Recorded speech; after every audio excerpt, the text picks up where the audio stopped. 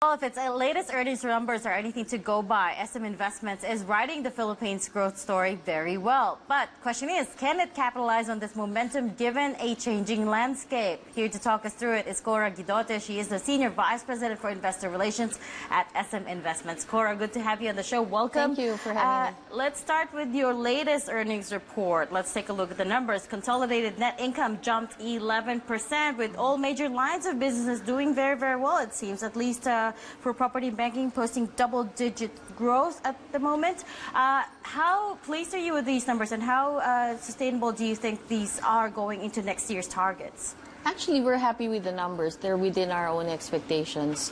And, we think it's quite sustainable. We're even more optimistic about the fourth quarter because usually the fourth quarter is our most active given the fact that the holiday season's coming up. So we think that there's a little bit of upside, but we're being very conservative. I think these numbers are quite sustainable. But you have had to take CapEx down this year from 60 billion pesos to about 45 billion pesos. Tell us why. Well, we're still waiting for some approvals from the national government for us to be able to carry out some bigger projects. But in the meantime, we're also still on stream with our 5-year CapEx plan. So does that mean we're still looking at about 60 to 70 billion pesos in program CapEx for next year? Yeah, and every year thereafter. So more or less that's the regular CapEx plan.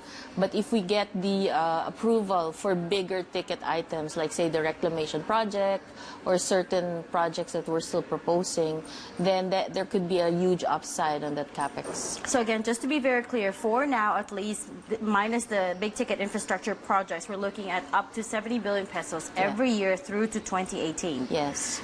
I'm going to come back to your point about reclamation in just a little bit. I want to ask you about China first. How does the president's big pivot to China, help the conglomerate? SM Malls, as we know, already has a presence in major tier 2 cities in China. And the last time I had Stephen Tan, SVP for SM Malls, on the show, and he told me that you guys are all set to open the world's largest mall in Tianjin. Well, we're excited about Tianjin because we've been wanting to open this. It's a 540,000 square meter mall. It's going to be a beautiful mall.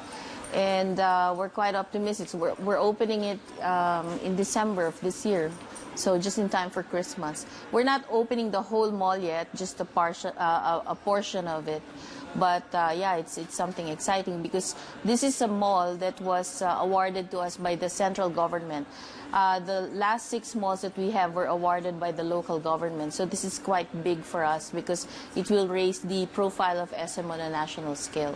So that is on track to open in December. But I guess with the president's big pivot to China, is there any part of incentive on the group to try to pour more resources into the country, or it's status quo for now? Well, I think what the president's doing can only be good for us and the other business people who want to thrive in China because it will open doors. We've been in China since early 2000, and we have enough connections and network for us to be able to expand. But I guess with the president's trust now and opening doors, then we could probably look at more, opportunities in China. So no major plans as yet to... We've always been wanting to go into residential, so maybe that's something that we can look into, more aggressively in the future. You talked about the reclamation project, and that is one thing that's generated quite a bit of interest. SM's Bell Corporation, I should say, partnering with Solar Group's All Asia Resources and Reclamation to bid for the Sangli Point project, which would include an airport and a seaport. Could you give us an update on that? Well, I can't really comment too much about it because it's Bell that's bidding for that project, and I guess they're just a passive investor.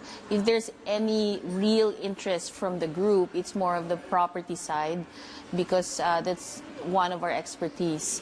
So the airport, we leave it to Bell the partner of Bell to kind of execute that. But this is an exciting project because the proposal is a very big, reclamation project. 2,500 hectares. Exactly, yeah. There's also been plenty of interest on SM buying into My Town, that dormitory chain that was backed by Franklin Templeton Investments. What's the draw there for you guys, and how much are we looking to invest? I don't really know the details yet because we're still in the due diligence stage. I think what's attracting us is really the yield, because rental yields are pretty good still in the Philippines compared to interest income. No? So that's the one that's attracting us. But currently we're still doing some more due diligence, so I couldn't really give you any more comments. What Jose CEO, the CFO, has said before about it is that they're possibly just looking at being a minority investor at the moment. So I guess moving forward, could we possibly look at SM going into more rental residential investments? Well, that's the forte of SM Prime. So for us, we're kind of a passive investor in My Town. The way we are passive investors in the net buildings in BCDA. And lastly, Cora, SM also is opening another office tower, this time in Santa Rosa, Laguna. This one to cater to BPO firms. Is there not a concern that the U.S. under Donald Trump would turn towards more protectionist policies, and then that might impact, the BPO inflows into the country? Yeah. Well, he's not even seated yet. He hasn't been proclaimed as president. And second, I think there are a lot of constraints for the U.S. to actually, reduce the BPO investments because the wage structure in the Philippines and the U.S. are very different. So I think theirs is 4 times higher than, the cost here. So it's going to be very onerous for American companies to go back to the U.S. The other advantage that we have is we have an abundance of workers here, with very strong credentials. They speak English very well. They're trainable to speak different accents. They have a cultural we all have a cultural affinity with the U.S., in which case we can carry a good conversation with, the clients. So these are things that the BPO companies actually value in the Philippine workforce. That's why they're here. All right. So you think we'll be able to keep that competitive edge? All right. I think so. We're going to have to leave it there. Cora Guidote, SVP for Investor Relations at SM Investments. Thanks for your time today. Thank you very much. Right after the break.